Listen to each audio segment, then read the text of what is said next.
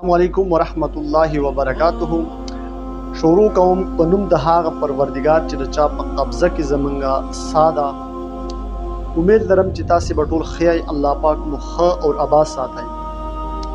نننۍ چې کومه رشته ده د کومې خور ده د پېښور اوسېدونکې ده د دغې پوره ډیټا سره شیر کوم. خو د دغې نه مخکې یو څو خبرې داسې دي چې هغه زه ضروري ګڼم، چونکې دا د معاشرې دپاره ده. معاشره کې نن سبا زمونږ بهایي ډېر زیاته عام کېږي. رس تر ورځه زمونږ چې کوم نوی نسل دی هغه هلکان دي او که جینکۍ دي، نو هغه ډېر زیات بهایي او د شیطاني اثرات شکار کېږي رس تر ورځه. نو چونکې اوس په دغې وخت کې خو د دغې خلکو د دغې هلکانو د جینکو فکر او سوچ نه رسي، خو چونکې بعد دپاره وروستو دپاره دغه خلک په پچټاویږي او ارمانونه او سوچونه به کوي چې کاش موږ داسې ولې کړي. نو دغې د والدینو ته هم دا درخواست دی چې کله هم ستاسې جات کې بلوغت ته ورسي، نو د دغې لپاره په خپل خاندان کې، په خپل محله کې، په خپل علاقه کې چې څنګه تاسو ته د ښه رشتې مناسبه خلک ښکاري، دینداره خلک ښکاري، نو تاسو کوشش کوئ چې د هغې رشته هلته طی کوئ چې د هغې رشته کېږي.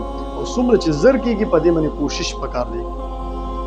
ولې که چېرته دغه جات کې ستاسو بلوغت ته ورسېدل او تاسو د دغې کوشش نه کوئ او د دغې جات نه څه ګناه وشتله، نو د قیامت په ورځې به ستاسو الله پاک تپوس کوي ستاسو نه چې تاسو له ما جات کې راکړي هغه لوڼه دي که زامن دي، نو هغې به تاسو نه باقاعده تپوس کوي او د دغې په ګناه د وجې باندې به تاسو پچټاویږئ. کله چې ګوره یو انسان دی د هغه وعده نوي شي، په حدیث کې راځي که دغه انسان ډېر زیات دیندار شي، عبادتدار شي، خو دغه انسان په نیمګړي ایمان باندې عمل کوي، په نیمګړي دین باندې عمل کوي، چونکې چې کله دغه انسان نکاح وکړي نو د دغه نکاح کولو سره د دغه انسان چې دی هغه ایمان مکمل شي. نو نن داسې یو پرفتنه دور دی، انګریز یو داسې ریسرچ کړلی چې پښتون یو غیرتي قوم دی، پښتون ټولو نه یو الله پاک دله عزت ورکړلی او دی یو غیرتمند قوم دی. د ده په تاریخ ګواه دی چې کوم ځای کې هم د پښتنو دغه کوي نو د دوی پردې د دوی زنانه چې دي هغه یو حیادار وي، سړي چې هم دي دا هم یو ښه او یو شریف زندګي دوی تېره کړي. نو دغه خلک تباهۍ دپاره هغو که دوی سره په جنګ باندې کوي، دغه باندې کوي، دوی څه شي کې قابو نشته ده. هغو د دې دپاره یو داسې مشن وچلو، یو داسې سوچ وکړه که دغه قوم مونږه تباه کوو، دغه مونږ د تباهۍ غږ راولي، نو په دې کې به فحاشي عام کړو. هغې موبایلې قسم شیونه هغې پښتون ته پرووایډ کړله. نو چونکې نن هغه زمونږ خویندې کومې چې په ټیک ټاک باندې داسې ویډیوګانې جوړوي، داسې کنځلې یو بل ته، داسې ویناګانې چې هغه یو مسلمان او یو غیرتي پلار، یو غیرتي رور، یو غیرتي پښتون هم نشي اورېدلی چې دغه کنځلې دغه واروي، دغې خبرې دغه واروي چې کوم یو بل کې هغه او پس کې یو بل کې کوي. نو ما ته خو لمبه ځي، بل چا زما یو ملګری وغیره ته داسې ویډیو ولګولو، زه په خپله حیران کړم چې دا څه وخت دی، کوم دوران ته رالو.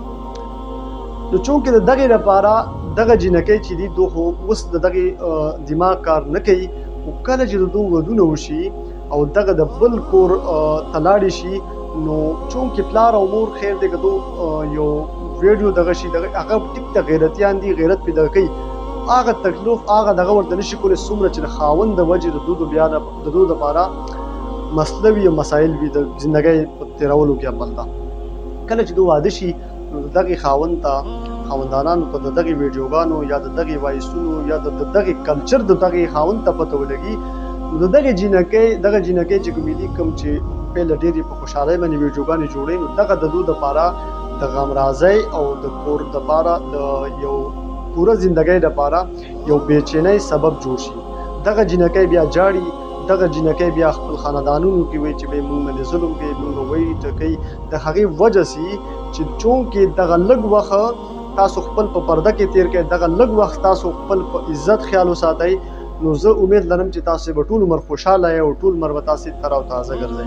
نو والدینو ته دا درخواست دی چې د چا لوڼه، د چا زامن هغو بلوغت ته رسېدل وي او هغو دپاره رشتې نه میلاویږي، نو موږ سره رابطه کوئ. کنې خپل په معاشره کې ستاسې به داسې معاشره کې هم داسې خلک وي چې هغو به رشتې کوي، د هغوی به دغه وي، هغې سره رابطه کوئ چونکې چې نکاح عام شي نو بې حیایي چې کوم ده دا به ختمېږي.